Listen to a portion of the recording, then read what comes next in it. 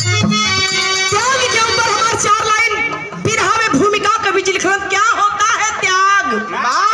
जरूर आप भी अपने परिवार के लिए त्याग कुछ ना कुछ किए होंगे। अगर 20 सदस्यों का एक परिवार है तो उसमें एक कमाता है, वह अगर 19 लोग खात हुआ तो ये कब्बो मत सोचिया कि हम ही तो कुल करीला और बाकी 19 फालतू हुआ, ऐसा कभी मत सोचिएगा।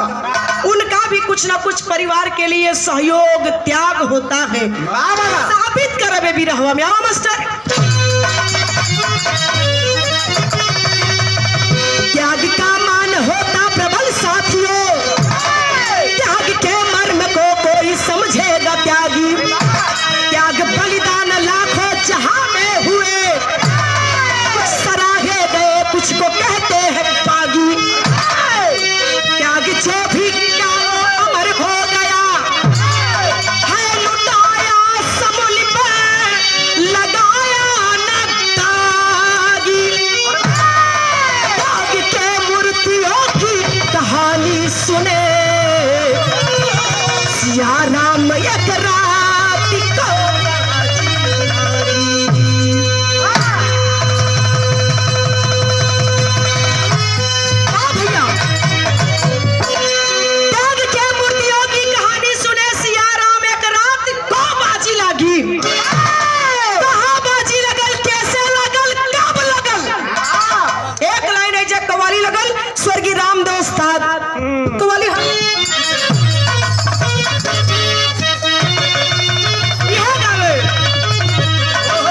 करबला चलो, करबला चलो, चलो।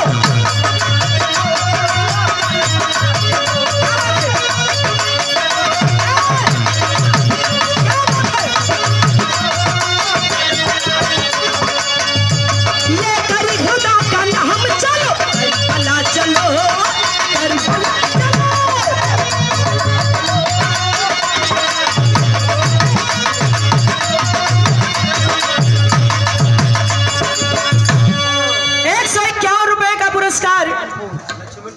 लक्ष्मणपुर से अलगू भैया की तरफ से बहुत बहुत प्रणाम। लेकिन 2 लाइन भाव हवाई भाव पर गौर करिए।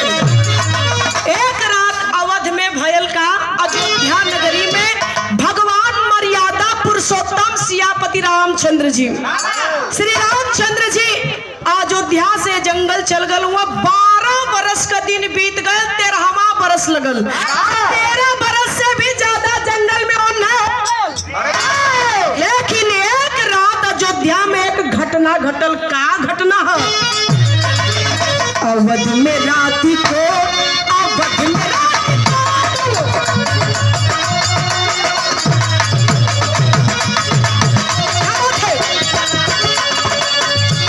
घटना घटी विख्यात है। अवध में राती को, अवध में राती को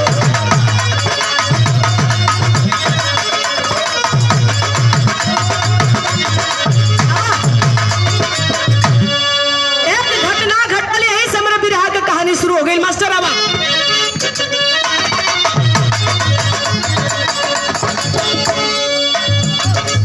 सिया लखन के संगे वन में रहे रघुरैया, बेचैन रात में उठी है कौशल्या मैया। खनकती पायल की आवाज छत से आई है, देखो तो कौन है दाई को चटपटाई है। देखती दाई तो छत पे मिली है शीत कीर्ति, पूछती सास तो बताने लगी कुल कीर्ति।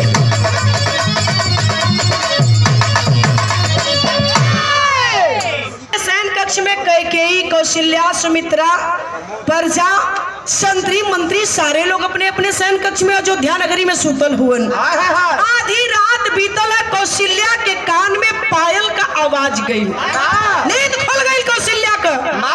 कौशल्या रानी दाई को बुलाई और बुला के कहलिन, पायल का आवाज कहाँ से आवत है, तनी पता लगा के तनी हमके बतावा।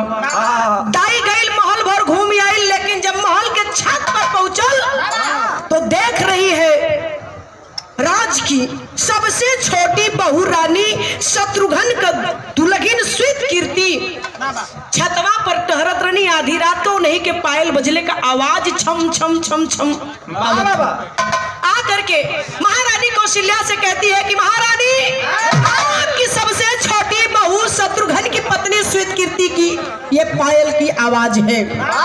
गैलिन कौशल्या छत पर बोल पड़ी कि स्वीत कीर्ति, बहू तू छत पर टहल रही है, मेरा बेटा शत्रुघ्न कहाँ है?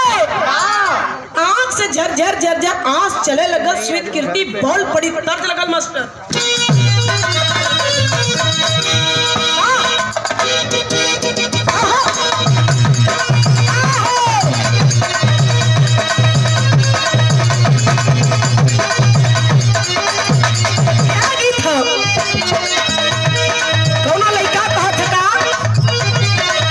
गजब के रूप तोहर, गजब सूरतिया तुम पागलो ना हो।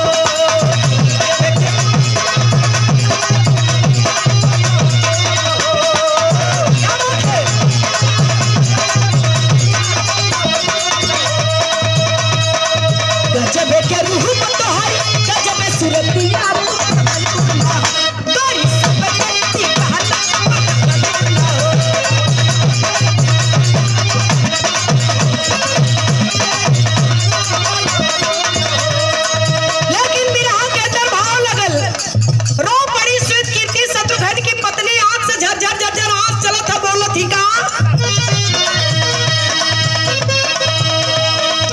आंसू ना रुके बाबू सासू से अपने बतावे हो।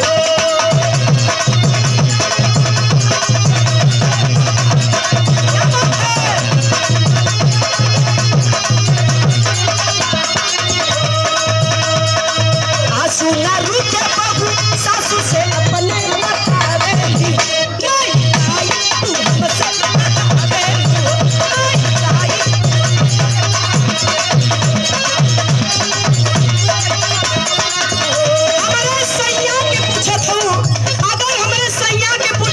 सुना का बतौली, यह बतौली जही दिन से भैया भाभी गइल बनवा।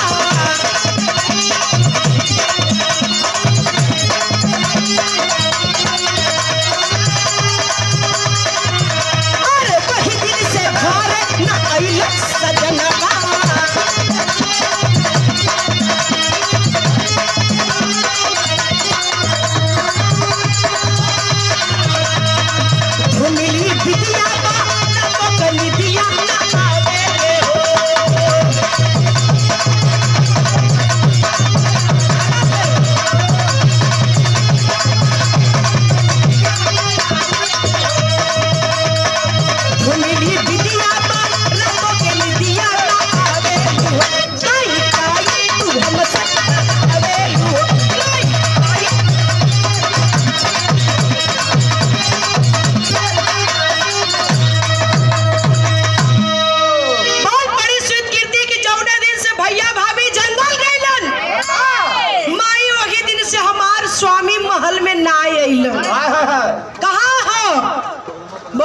कौशल्या की आखिर शत्रुघ्न है तो कहाँ है, अगर तेरे पास नहीं है तो? कहलिन कि वह नंदी ग्राम में जहाँ भरत भैया कुछ कयासन मार के सुतल हुआ, वही जब खड़ा होके पहरेदारी करत हुआ। हमार स्वामी भरत भैया के सेवादारी में लगल हुआ। अरे बाप रे बाप, कौशल्या सुनली कि अरे भरत का सेवादारी शत्रुघ्न करत हुआ। तुरंत पालकी मंगाई और अपने बहू स्वीत कीर्ति को लेकर के कौशल्या कहाँ का बयान कैली, तर्ज बदल गई। स्वर्गीय रामदेव उस्ताद वाली लगल मास्टर। 100 रुपया श्रेयांश मुल्ला की तरफ से बहुत बहुत मालिक सुखी रखे। भैया के प्रणाम। आवा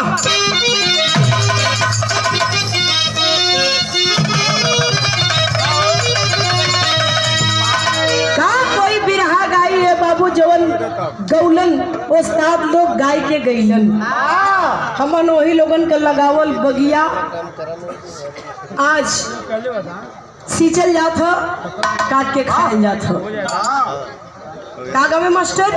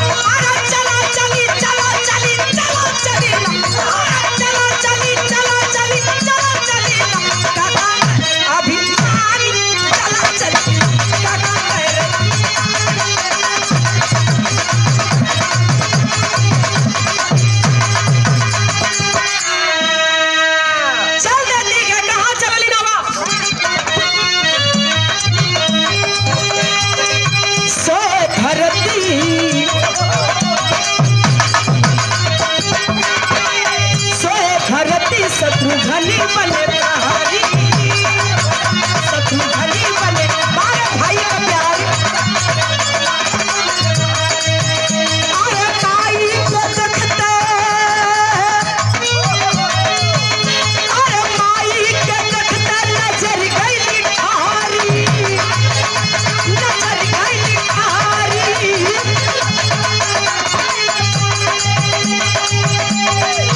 दौड़ी चला या कमानी, चला चली चला चली चला चली नारे करते अभिमानी।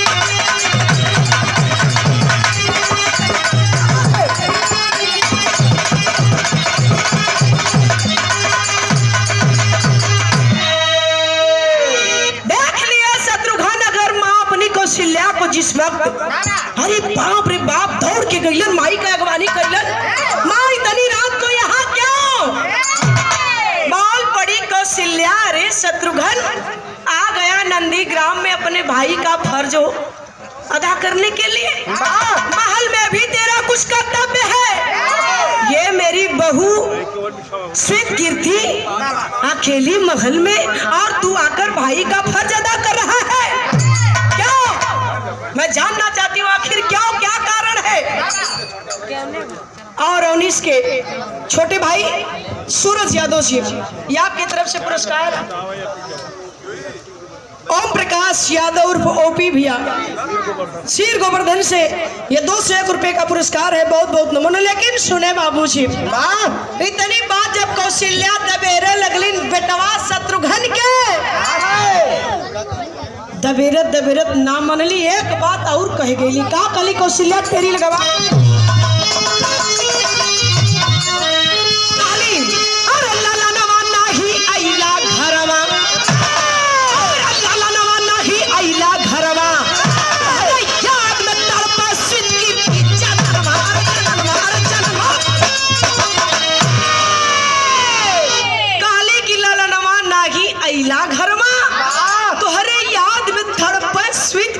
जननवा ललनवा नहीं अइला घरवा।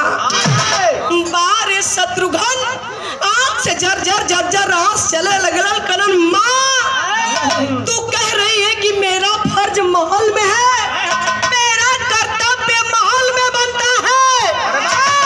अगर मेरा कर्तव्य महल में बनता है पति धर्म निभाने के लिए, तो एक बात मेरी सुन ले माँ, ये शत्रुघ्न आज कहना चाहता है। बड़ी ऊंची बात वह शत्रुघ्न कहते हैं कि बाबूजी ध्यान दिया माई कौशल्या से।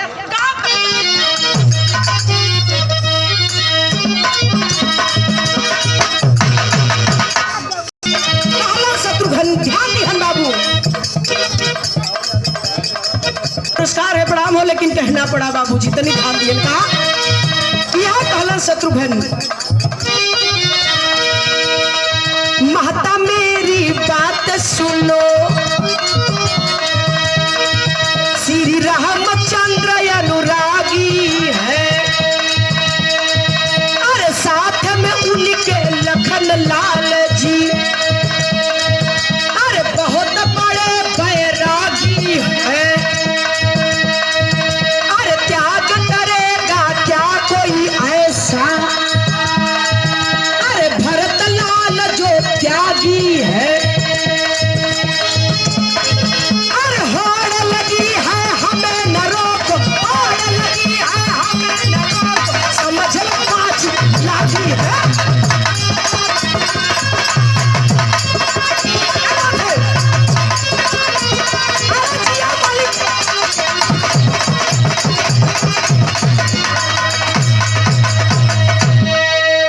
बोल पड़े शत्रुघ्न, माँ मैं उस भाई का भाई हूँ जिसका एक भाई अनुरागी है, दूसरा भाई बैरागी है, और तीसरा भाई साक्षात आपके सामने साक्षात त्याग की मूर्ति त्यागी भरत भैया है।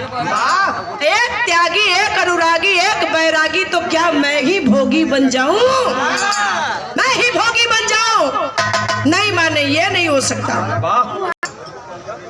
भगु पहलवान घन कि नहीं माँ, एक भाई त्यागी, एक बैरागी, एक अनुरागी, तो ये शत्रुघ्न कभी भोगी नहीं बन सकता। बतिया बहन हो था तब ले भैल का मास्टर गीत बदल गई। अपनी मौके का गीत बदली ना। क्या बात है?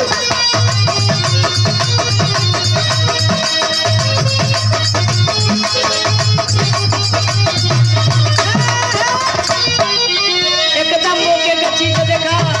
बारात में तिलक में मेहरारू गाड़ी गावेली। बताई ना हर मंच से बताइला कि गाड़ी दो प्रकार के होले।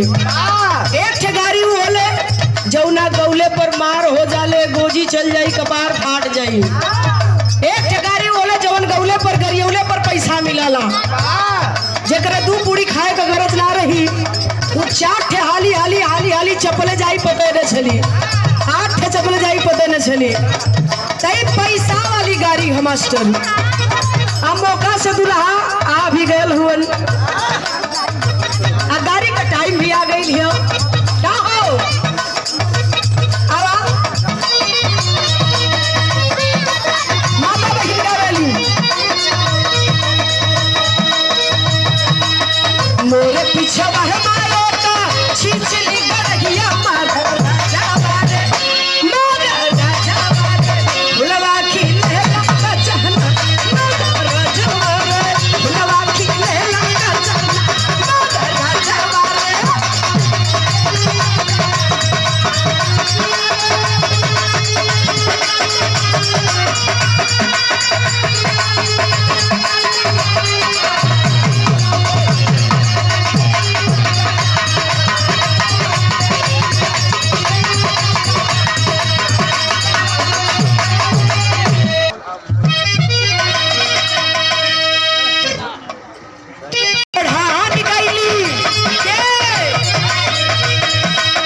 फूलवा लोढ़ाट गईली समधी का बजनिया मार राजा बारे पैसा मिला था। देखना गात है। फूलवा लोढ़ाट गईली फूलवा लोढ़ाट गईली समधी का बजनिया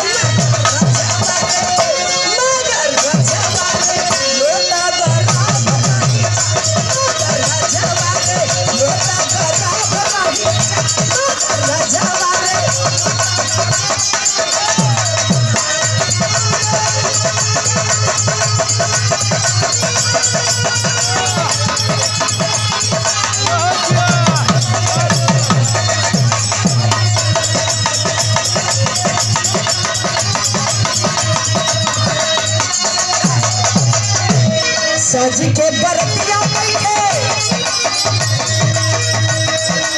सज के बरतिया जाता